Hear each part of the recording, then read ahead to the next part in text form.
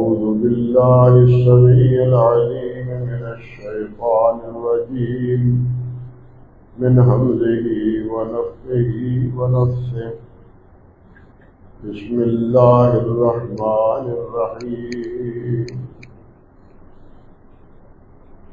ربنا وابعث فيهم رسولا منهم يتلو عليهم آياتك ويعلمهم الكتاب والحكمة ويزكيهم إنك أنت العزيز الحكيم. وقال الله سبحانه وتعالى لقد من الله على المؤمنين إذ بعث فيهم رسولا من أنفسهم يتلو عليهم آياته ويزكيهم ويعلمهم الكتاب والحكمة وإن كانوا من قبل لفي ضلال مبين. گونج کیوں آ رہی ہے؟ ایسا کرو سنتے بھی ہو سارے ڈسکس کرتے. اللهم صل على محمد وعلى آل محمد كما صليت على إبراهيم وعلى آل إبراهيم إنك حميد مجيد. اللهم بارك على محمد وعلى آل محمد كما باركت على إبراهيم وعلى آل إبراهيم إنك حميد مجيد. رب اشرح لي صدري ويسر لي أمري واحلل عقدة من لساني يفقهوا قولي. اللهم انفعنا بما علمتنا وعلمنا ما ينفعنا وزدنا علما. اللهم إنا نعوذ بك من علم لا ينفع ومن قلب لا يخشى ومن نفس لا تشبع ومن دعوات لا يستجاب لها. محترم معزز سامعین کرام، عزت مآب میری بہنوں اور بیٹیوں، ایک آیت مبارکہ میں نے سورۃ البقرہ سے اور ایک ہی آیت میں نے سورۃ آل عمران سے تلاوت کی. پہلی آیت مبارکہ میں حضرت ابراہیم علیہ السلام کی دعا کا ذکر ہے اور دوسری آیت میں اس دعا کے نتیجے کا ذکر ہے. حدیث میں آتا ہے صحابہ کرام رضوان اللہ علیہ مجمعین نے نبی علیہ السلام سے پوچھا اپنی نبوت اور رسالت کے حوالے سے، اپنی ذات کے حوالے سے، تو آپ نے ارشاد فرمایا کہ میں اپنے باپ ابراہیم کی دعا اور عیسیٰ علیہ السلام کی بشارت کے نتیجے میں اللہ ذوالجلال نے مجھے مبعوث فرمایا ہے. یعنی میرے بارے میں ہی حضرت ابراہیم علیہ السلام نے دعا کی تھی اس وقت جب اس سرزمین مکہ میں اللہ رب العزت کا گھر تعمیر کر رہے ہیں. اللہ کا گھر بناتے ہوئے دوسرے لفظوں میں یوں کہنا چاہیے کہ جو مزدوری مانگی اللہ رب العزت سے، وہ یہ مزدوری مانگی کہ یا اللہ یہاں ایک نبی مبعوث فرمائے. ربنا وبعث فیہم رسولا منہم، جو انہی میں سے ہو جو تیری کتاب کی اور تیری حکمت کی باتیں انہیں سنائے اور ان کو شرک و کفر اور دوسرے گناہوں سے بچے رہنے کی تلقین کرے۔ یہ دعا تھی حضرت ابراہیم علیہ السلام کی، اور اللہ ذوالجلال نے اپنے فیصلے کے مطابق اس دعا کا ثمرہ اہل مکہ کو 2,500 سال کے بعد عطا فرمایا۔ سید الاولین حضرت محمد رسول اللہ صلی اللہ علیہ وسلم کی صورت میں،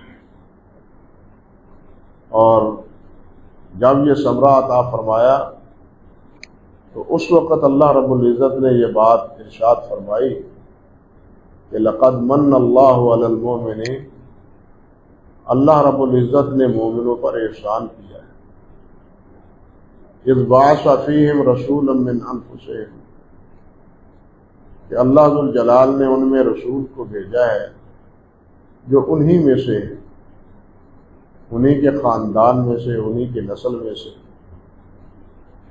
وہ نبی اللہ تعالیٰ نے مبعوث فرمایا ہے۔ یتلو علیہم آیاتہ، جو اللہ رب العزت کی آیات کی تلاوت ان پر کرتے ہیں، وَيُزَكِّيهِمْ وَيُعَلِّمُهُمُ الْكِتَابَ وَالْحِکمَةَ، اور وہ ان کا تزکیہ کرتے ہیں، ان کو پاک صاف کرنے کی کوشش کرتے ہیں تمام علائشوں سے، وہ علائشیں اعتقادی ہوں یا عملی ہوں، اعتقادی کوتاہیاں ہوں یا عملی کوتاہیاں ہوں، ان کو دور کر کے صحیح عقیدہ اور صحیح عمل کی رہنمائی کرتے ہیں۔ وَيُعَلِّمُهُمُ الْكِتَابَ وَالْحِکْمَةَ، اور انہیں کتاب اور حکمت کی تعلیم دیتے ہیں۔ وَإِنْ كَانُوا مِنْ قَبْلُ لَفِي ضَلَالٍ مُبِينٍ، اگرچہ اس سے پہلے یہ لوگ کھلی گمراہی میں مبتلا تھے، ان کے گمراہ ہونے میں کوئی ریب، کوئی شک نہیں،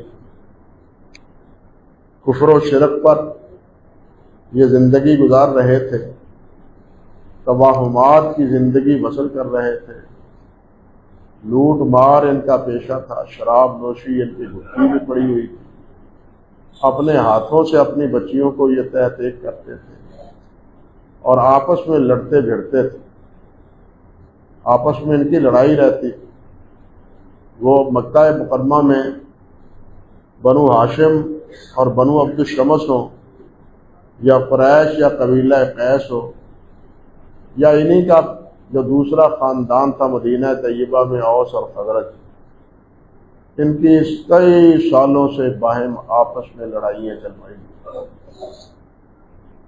مگر نبی علیہ السلام کی تشریف آوری کے بعد اللہ رب العزت نے ان تمام کی دشمنی ختم کروا دی، اور اللہ رب العزت نے فرمایا وَاذْكُرُوا نِعْمَةَ اللَّهِ إِذْ كُنْتُمْ أَعْدَاءً فَأَلَّفَ بَيْنَ قُلُوبِكُمْ فَأَصْبَحْتُمْ بِنِعْمَتِهِ إِخْوَانًا، اس اللہ رب العزت کی نعمت کو یاد کرو کہ جب تم باہم آپس میں دشمن تھے، لڑتے بھڑتے تھے، قتل و غارت کرتے تھے ایک دوسرے کے خلاف، مگر اللہ سبحانہ و تعالی نے تمہارے دلوں کے درمیان الفت پیدا کر دی، نفرت ختم کر دی، محبت پیدا کر دی۔ فَأَصْبَحْتُمْ بِنِعْمَتِهِ إِخْوَانًا، اور تم اللہ رب العزت کے فضل و کرم سے بھائی بھائی بن گئے۔ یہ مسلمان، یہ نبی علیہ السلام کے ساتھی باہم آپس میں بھائی بھائی بن گئے، جن کی آپس میں عداوتیں تھیں، دشمنیاں تھیں، اور سال ہا سال سے قتل و غارت ان میں چل رہی۔ یعنی یہ لوگ براہ راست جن چیزوں سے مستفید ہوئے، ان میں ایک ان کے عقیدے کی اصلاح تھی، دوسری ان کے اعمال کی اصلاح تھی، اخلاق کی اصلاح تھی، اور تیسری ان کی عداوت اور ان کی دشمنی، اس کی اصلاح۔ اللہ رب العزت نے تو فرمایا ہے لو انفقت ما فی الارض جميعا ما الفت بین قلوبہم، اے میرے نبی یہ میرا احسان ہے، میں نے اپنے بندوں کے دلوں میں محبت پیدا کی، آپ کے ذریعے کی بلا شبہ اگر آپ زمین و آسمان، زمین کا تمام خزانہ ان کی سروں میں خرچ کر دیتے تو ان کے دلوں میں الفت اور محبت پیدا نہ ہو۔ یہ میرا کرم ہے، یہ میرا احسان ہے، یہ میری نعمت ہے کہ میں نے ان کے دلوں میں عداوت کی بجائے محبت پیدا کر یہ اصلاح کی نبی علیہ الصلوۃ والسلام نے اس معاشرے کی، اور اس معاشرے کو بھائی بھائی بنایا۔ ان آیات میں آپ سن رہے ہیں کہ جہاں بھی اللہ رب العزت نے ذکر فرمایا ہے وہ نبی علیہ الصلوۃ والسلام کی بعثت کا ہے، بلکہ تمام انبیاء کرام علیہ السلام کے تذکرے جہاں بھی قرآن مجید میں اللہ رب العزت نے فرمائے ہیں وہ ان کی بعثت کے حوالے سے، نبوت کے حوالے سے، رسالت کے حوالے سے فرمائے۔ صرف تین انبیاء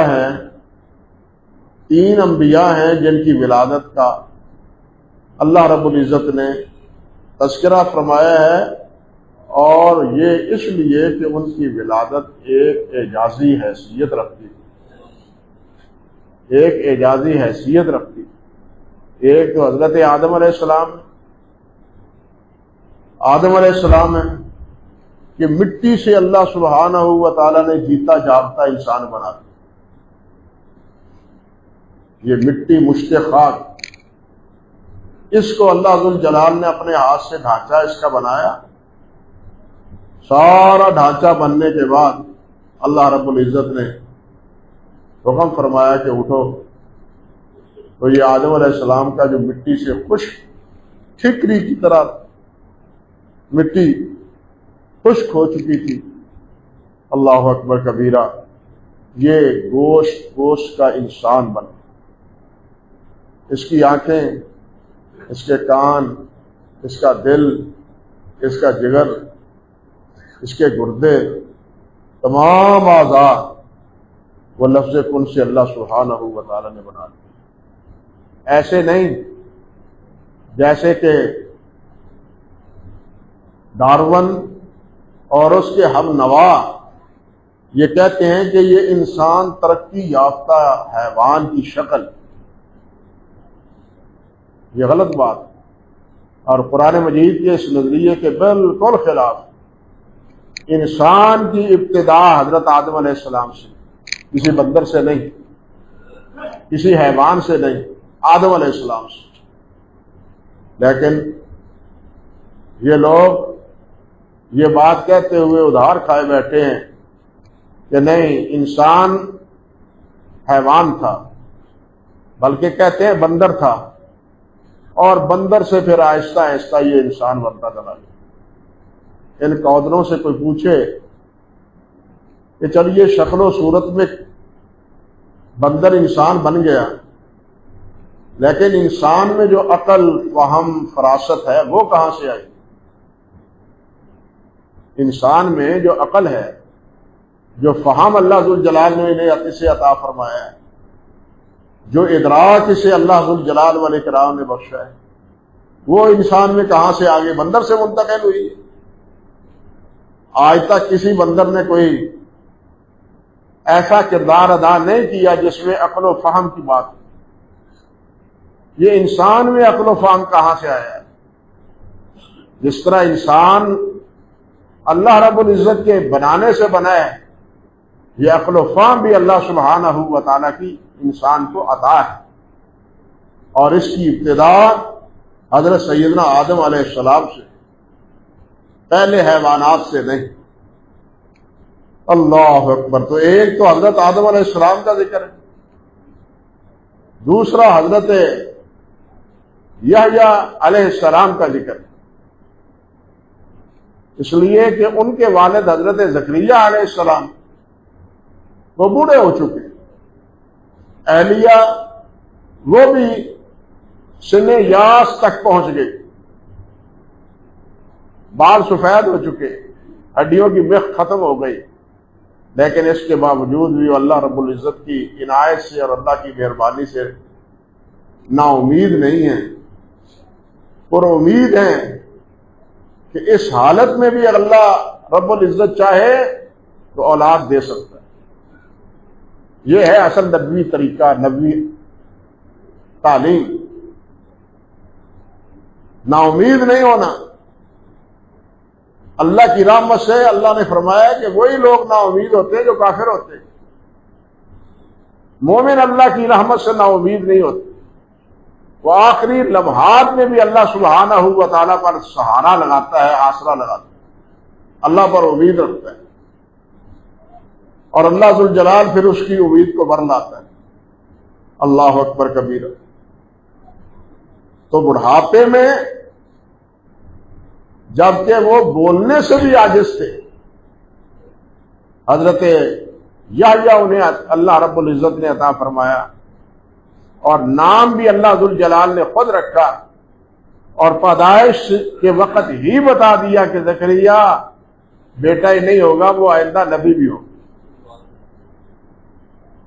ان کی ولادت کا اس طرح ذکر۔ اسی طرح حضرت سیدنا عیسیٰ علیہ السلام،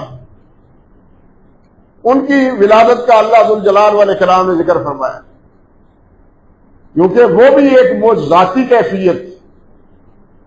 اللہ ذوالجلال والاکرام نے انہیں بغیر باپ کے پیدا کیا، جس طرح آدم علیہ السلام کو بغیر باپ اور بغیر ماں کے پیدا کیا۔ ان مسئلہ عیسیٰ کا مسئلہ آدم، عیسیٰ علیہ السلام کی مثال آدم کی مثال۔ آدم علیہ السلام کا تو ماں باپ ہی نہیں تھا، عیسیٰ علیہ السلام کی ماں تو تھی نا۔ بغیر باپ کے اللہ ذوالجلال نے عیسیٰ علیہ السلام کو پیدا کیا۔ تو خیر قصہ مختصر یہ کہ ان تین انبیاء کرام علیہ السلام کے علاوہ قرآن مجید میں کسی نبی کی ولادت کا تذکرہ اللہ رب العزت نے نہیں کیا، یا پھر ذکر آیا ہے تو حضرت موسیٰ علیہ السلام کی، جن کی پرورش اللہ سبحانہ و تعالی نے فرعون کی گود میں گھر کی، فرعون کے گھر میں کی۔ یہ بھی ایک معجزاتی کیفیت تھی کہ وہ فرعون جس سے بچنے کے لیے وہ بچوں کو قتل کر رہا تھا، اللہ ذوالجلال نے اپنے قدرت کاملہ سے اسی فرعون کے گھر میں موسیٰ علیہ السلام کی پرورش کروائی۔ اگر چوتھے نمبر پر ذکر ہے کسی کی ولادت کا تو وہ حضرت موسیٰ علیہ السلام۔ باقی جتنے بھی ہیں انبیاء، حضرات انبیاء کرام علیہ السلام، ان تمام کی اللہ رب العزت نے بعثت، نبوت اسی کا تذکرہ کیا ہے، جس طرح کہ اللہ ذوالجلال والاکرام نے ارشاد فرمایا ہے، اللہ اکبر کبیرہ، نبی علیہ السلام کے بارے میں بھی اور پہلے انبیاء علیہ السلام کے بارے میں اللہ تعالیٰ فرماتے ہیں، کان الناس امۃ واحدہ فبعث اللہ النبیین مبشرین ومنذرین وانزل معهم الکتاب بالحق۔ اللہ فرماتے ہیں کہ اللہ وہ ہے، اللہ وہ کان الناس امۃ واحدہ، لوگ ایک امت تھے، سب توحید پر تھے۔ حضرت نوح علیہ السلام سے پہلے، نوح علیہ السلام سے اور آدم علیہ السلام کے مابین تمام انسان ایک عقیدے پر تھے اور عقیدہ توحید تھا۔ اللہ فرماتے ہیں پھر اس کے بعد یہی قوم سب سے پہلے نوح علیہ السلام کی، انہوں نے توحید کی جگہ شرک کو اختیار کیا، تو پھر اللہ ذوالجلال نے سب سے پہلا رسول حضرت نوح علیہ السلام کو بھیجا، نوح علیہ السلام، اور اسی کا ذکر کرتے ہوئے اللہ فرماتے ہیں فبعث فیہم، فرماتے ہیں کہ کان الناس امۃ واحدہ فبعث اللہ النبیین، اللہ نے نبیوں کو مبعوث فرمایا، مبشرین و منذرین، جو خوشخبری دینے والے اور ڈرانے والے، وانزل معهم الکتاب بالحق، اور اللہ ذوالجلال نے انہیں کتاب حق عطا فرمائی۔ یعنی تمام انبیاء کرام علیہ السلام کی کا ذکر وہ بعثت کے حوالے سے، ولادت کے حوالے سے نہیں۔ نبی علیہ السلام کے بارے میں بھی آپ اسی آیت میں سن چکے ہیں۔ اس کے علاوہ بھی دوسرے مقام پر اللہ رب العزت نے فرمایا ہے هو الذی بعث فی الامیین رسولا، وہ اللہ وہ ہے جس نے امیوں میں رسول مبعوث فرمایا۔ بعث فی الامیین رسولا، ان پڑھ تھے، لکھنا پڑھنا نہیں جانتے تھے، کتابیں پڑھے ہوئے نہیں تھے، بہت کم لوگ تھے ان میں عرب میں مکہ مکرمہ میں رہنے والے جو پڑھے لکھے تھے۔ اللہ فرماتے ہیں پھر کیا ہے، ہم نے ان کی طرف رسول بھیجا یتلو علیہم آیاتہ، جو اللہ رب العزت کی آیات کی تلاوت ان کو کر کر کے سناتا، ویزکیہم، ان کا تزکیہ کرتا، ویعلمہم الکتاب والحکمہ، اور انہیں تعلیم اور حکمت عطا فرماتا، وَإِن كَانُوا مِن قَبْلُ لَفِي ضَلَالٍ مُبِينٍ، اگرچہ اس سے پہلے وہ سارے گمراہ تھے۔ اب یہ سوچنے کی بات ہے، نبی علیہ السلام تمام کہتے ہیں، مورخین کا اتفاق ہے کہ نبی علیہ السلام کو نبوت 40 سال کے بعد 41ویں سال میں اللہ ذل جلال نے عطا فرمائی، اور اس سے پہلے 40 سال کا جو عرصہ تھا، اس عرصے کو اللہ ذل جلال نے ایک جگہ نہیں بلکہ ایک سے زائد مرتبہ فرمایا ہے کہ اس سے پہلے سب گمراہ تھے، سب گمراہ تھے۔ اس سے پہلے کسی کو علم نہیں تھا کہ توحید کیا ہے، قیامت کیا ہے، جنت کیا ہے، دوزخ کیا ہے، بلکہ کفار تو مانتے ہی نہیں تھے قیامت کو، توحید کو مانتے ہی نہیں تھے مشرکین۔ اللہ اکبر کبیرہ، یہ سارے اسباب پڑھائے ہیں تو حضرت محمد رسول اللہ صلی اللہ علیہ وسلم، بلکہ اللہ ذو الجلال والاکرام اپنے پیارے حبیب کے بارے میں بے ٹوک الفاظ میں فرماتے ہیں وَمَا كُنْتَ تَدْرِي مَا الْكِتَابُ وَلَا الْإِيمَانُ وَلَكِنْ جَعَلْنَاهُ نُورًا نَهْدِي بِهِ مَن نَّشَاءُ۔ فرمایا میرے نبی محمد صلی اللہ علیہ وسلم، آپ کو علم نہیں تھا کہ کتاب کیا ہے، ایمان کیا ہے، یعنی ایمان کی تفصیلات کیا ہیں، ایمان کے تقاضے کیا ہیں۔ اللہ کو تو وہ مانتے تھے، لیکن اللہ کو ماننے کے تقاضے کیا ہیں، اللہ کو مانا جائے تو کس طرح مانا جائے، یہ تفصیلات فرمایا ما کنت تدری، آپ نہیں جانتے تھے، نہ کتاب کے بارے میں جانتے تھے کہ کتاب ہے، آپ تو امی تھے، کتاب پڑھنا ہی نہیں جانتے تھے، نہ لکھنا جانتے تھے۔ یہ بھی نبی علیہ السلام کی حیات طیبہ کا ایک اعجاز ہے کہ نہ پڑھنا جانتے ہیں نہ لکھنا جانتے ہیں، 40 سال اسی حالت میں اور اپنی قوم میں گزارتے ہیں، لیکن 41ویں سال میں ایسا کلام ان سے کرتے ہیں کہ ان کو چیلنج دینے کے باوجود بھی وہ اس کلام کا مقابلہ نہیں کر پائے، اس کلام کا مقابلہ نہیں کر پائے۔ بار بار کہنے کے باوجود 10 آیتیں لے آؤ، اور 10 آیتیں نہیں، ایک آیت ہی لے آؤ، بناؤ تو صحیح، کچھ کرو تو صحیح۔ وہی الفاظ ہیں جن الفاظ سے یہ قرآن بنا ہوا ہے، وہی الفاظ میں تم بولتے ہو، تمہاری زبان قرآن کی زبان سے کوئی جدا زبان نہیں ہے، کوئی زبان جدا نہیں ہے۔ امام راضی رحمۃ اللہ علیہ نے بڑی عجیب بات کہی ہے، یہ جو حروف مقطعات ہے نا، حروف مقطعات کا ایک لفظ، 2 لفظی، 3 لفظی، 4 لفظی، 5 لفظی، قاف 1 لفظی، یاسین 2 لفظی، الف لام را 3 لفظی، الف لام میم را 4 لفظی، ہا میم عین سین قاف 5 لفظی۔ علماء جانتے ہیں کہ عربی زبان بھی اسی طرح یار 3 لفظوں پہ مبنی ہے یا 4 لفظوں پہ یا 2 لفظوں پہ مبنی، بات سمجھے یا نہیں؟ یہ قرآن مجید بھی انہی الفاظ سے بنا ہے، تم بھی الفاظ بناؤ، ان کنتم فی ریب مما نزلنا علی عبدنا فاتوا بسورہ، ایک چھوٹی سی سورت وہی لے آؤ، لیکن وہ ایک چھوٹی سی صورت بھی لانے کے لیے اپنے آپ کو آمادہ نہ کر پائے. انہوں نے اپنے آپ کو اس قابل نہ سمجھا، باوجود اس کے کہ وہ اپنے فصاحت اور بلاغت سے ڈنکے بجاتے تھے اور میلوں میں اور مجمعوں میں اپنے کلام پر انعام حاصل کرتے تھے، لیکن قرآن کے مقابلے میں ان کی زبانیں گم،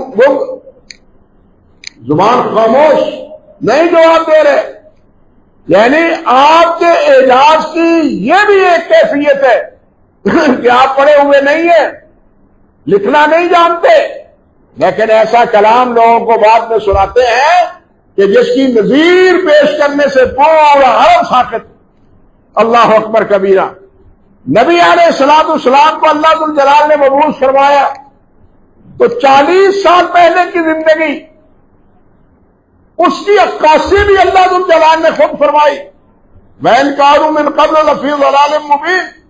اس 40 سالہ دور میں کوئی کفر ایمان کا جھگڑا نہیں تھا، کوئی شرک اور توحید کا مسئلہ نہیں تھا، کسی مومن اور کافر کا مسئلہ نہیں تھا، منافق اور مومن کا مسئلہ نہیں تھا.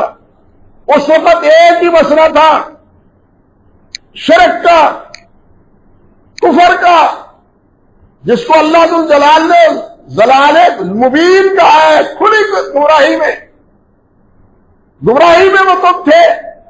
یعنی 40 سال آنے کے باوجود بھی نبی علیہ السلام نے نہ ان کے سامنے کوئی تعلیم رکھی، نہ نبی علیہ السلام نے ان کو کسی چیز کی دعوت دی، نہ نبی علیہ السلام نے ان کے بارے میں کوئی بھی اصلاحی اقدام اٹھایا.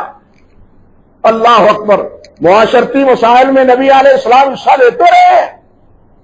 معاشرتی مسائل میں آپ نے بیع و شرابی کی ہے، آپ نے بکریاں بھی چرائی ہیں، آپ نے مصالحتیں بھی کی ہیں، لڑائی جھگڑوں کو مٹایا ہے، آپ نے اپنی امانت اور دیانت اور صداقت کا سکہ بنوایا ہے. یہ ساری باتیں ذاتی اعتبار سے ہیں، لیکن پورے معاشرے کے اعتبار سے، عقیدے کے لحاظ سے، فکری اعتبار سے کوئی انقلاب اس وقت نبی کریم صلی اللہ علیہ وسلم نے نہ پیدا کیا نہ اس کی دعوت. یہ دعوت کب دی ہے؟ جب آپ رسول بنے. جب آپ رسول بنے. اب رسول بننے کے بعد یہ سارے جھگڑے پیدا ہوتے ہیں. سارے جھگڑے کے مومن کون ہے، کافر کون ہے، جنتی کون ہے اور دوزخی کون ہے، یہ جھگڑے اب پیدا ہوتے ہیں. پہلے آپ موجود ہیں اور یہ جھگڑے موجود ہیں، لیکن یہ جھگڑے کب ختم ہوتے ہیں؟ یعنی یہ تفریق کب پیدا ہوتی ہے؟ نبی کریم صلی اللہ علیہ وسلم جس وقت مبعوث ہوئے، جب آپ نبی بنے. نبوت سے پہلے اس قسم کا کوئی مسئلہ نہیں تھا. اس لیے قرآن مجید کا نقطہ نظر کیا ہے؟ قرآن مجید کا نقطہ نظر وہ نبیوں کی ولادت نہیں، نبیوں کی بعثت ہے. میں جو سمجھانا چاہتا ہوں وہ یہ کہ انبیاء کی اصل چیز بعثت ہے. یہ بات ٹھیک ہے کہ بعثت ولادت کے بعد ہوتی ہے، بعثت ولادت کے بعد ہوتی ہے، نبوت ولادت کے بعد ملتی ہے. لیکن بھائیو، یہ نبوت جب ملتی ہے اس سے پہلے کی زندگی میں کیا انقلاب تھا. آپ دیکھیں موسیٰ علیہ السلام کی زندگی میں، موسیٰ علیہ السلام نبی ہونے سے پہلے کس کیفیت میں مصر میں زندگی گزار رہے تھے. موسیٰ علیہ السلام وہی عقیدہ، وہی فکر جو بنی اسرائیل کا معروف تھا، وہی حضرت موسیٰ علیہ السلام کا.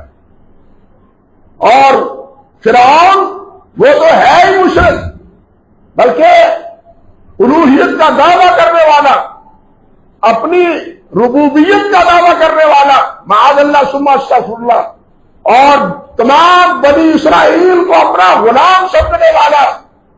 اور انہی غلاموں میں سے ایک غلام حضرت موسیٰ علیہ السلام بھی تھے. لیکن جب نبی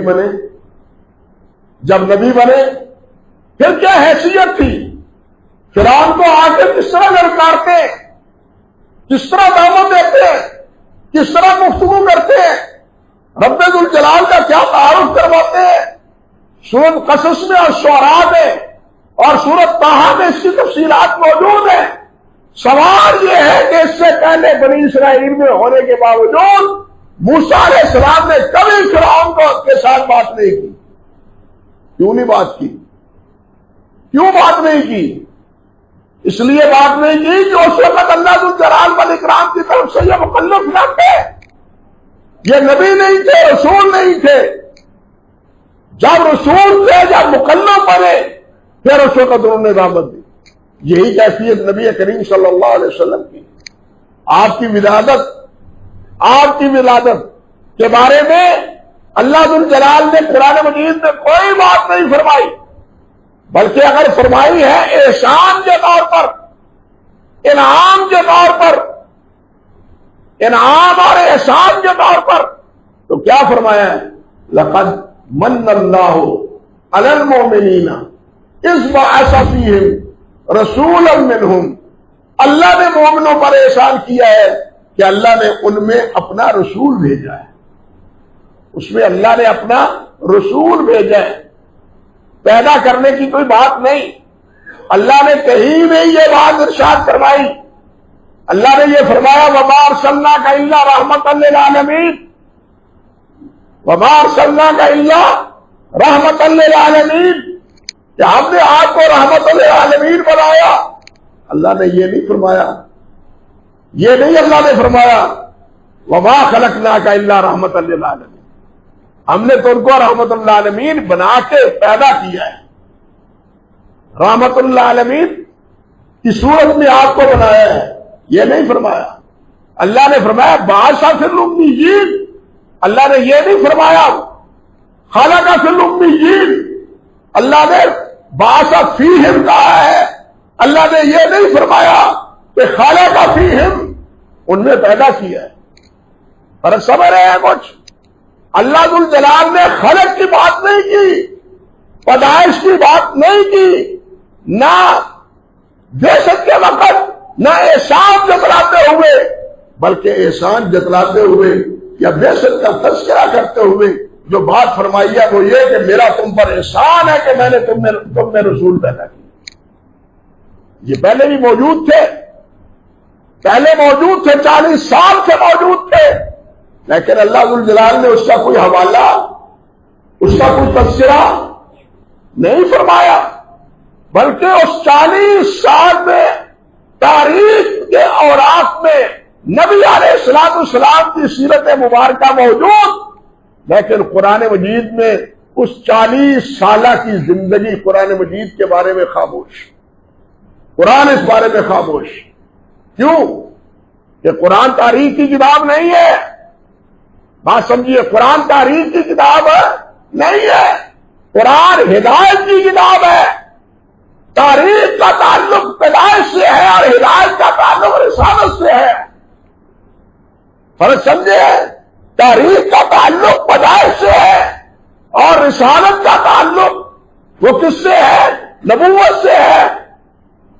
ہمارا حال یہ ہے، دکھ کی اور افسوس کی بات ہے کہ ہم اس زندگی پر خوشیاں مناتے ہیں جس کا تعلق آپ کی پیدائش سے ہے، جس کا تعلق آپ کی تخلیق کے ساتھ ہے، جس کا تعلق آپ کی بعثت کے ساتھ ہے، رسالت کے ساتھ ہے، اس کے ساتھ ہمیں اس کے ساتھ کوئی سروکار نہیں۔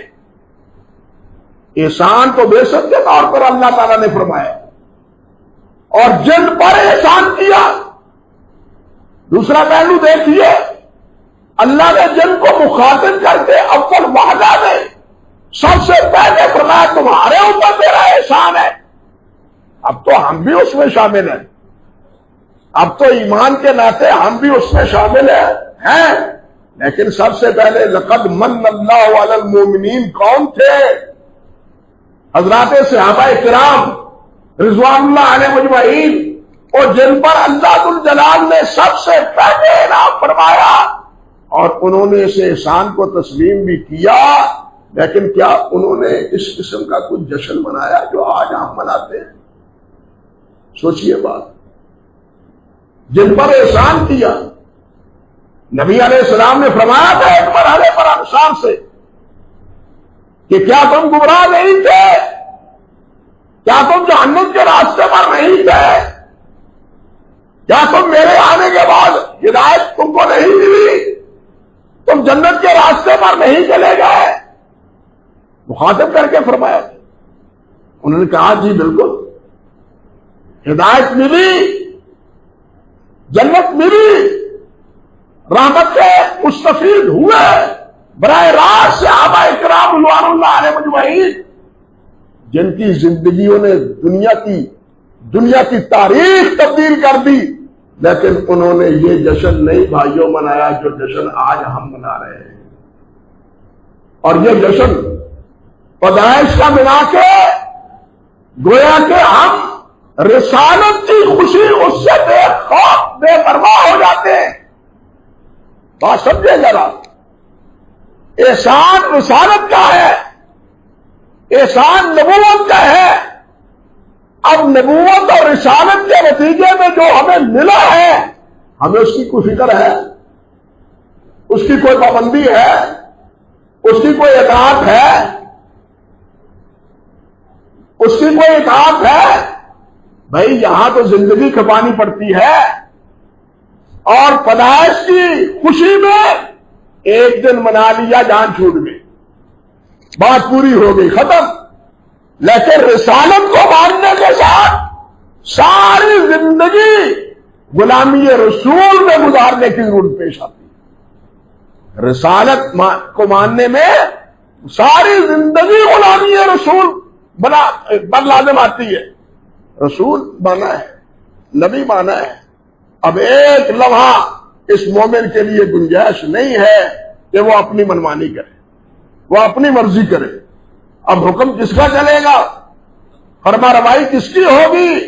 اطاعت کس کی ہوگی؟ حضرت محمد رسول اللہ صلی اللہ علیہ وسلم.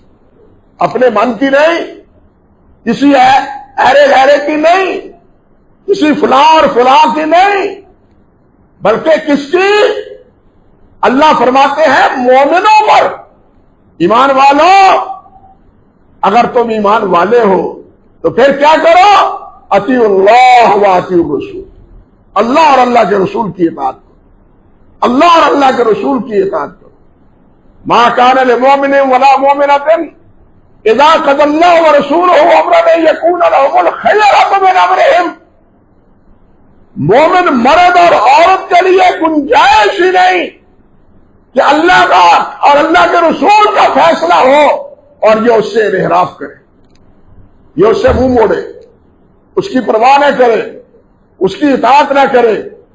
مومن بھی کہلائے اور اللہ کے رسول کی فیصلے کی مخالفت بھی کرے.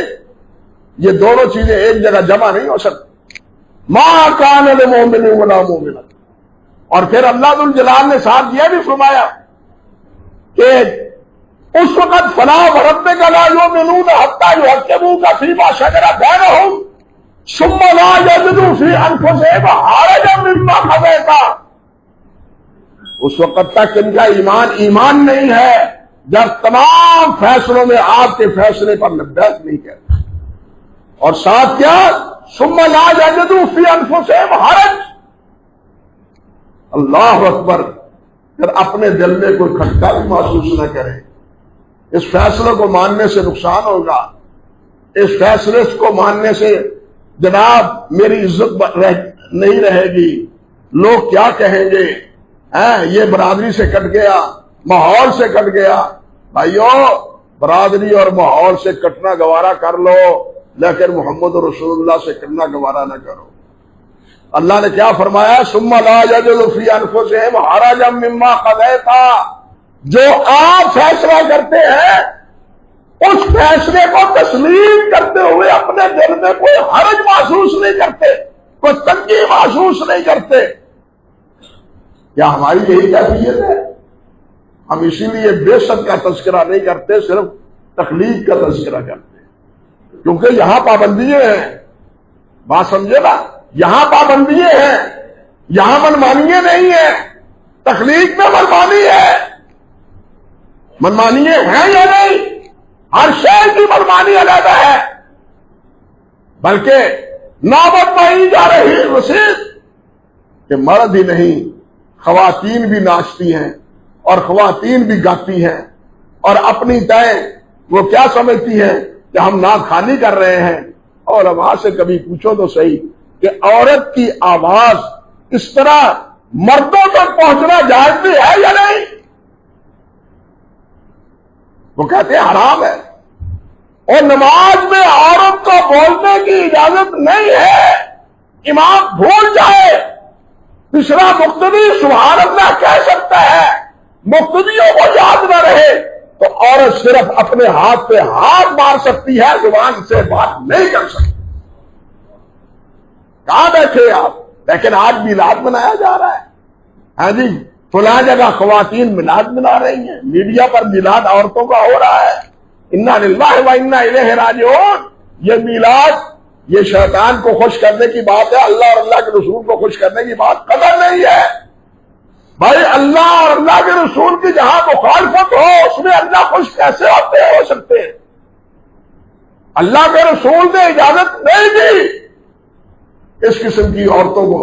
ہم نے تو عورتوں کو جناب 2 سال پہلے ایک عورت کو جناب کیا بنا کے حور بنا کے بھی دکھا دیا عید میلاد النبی پر، مگر شرم ان کو نہیں آتی۔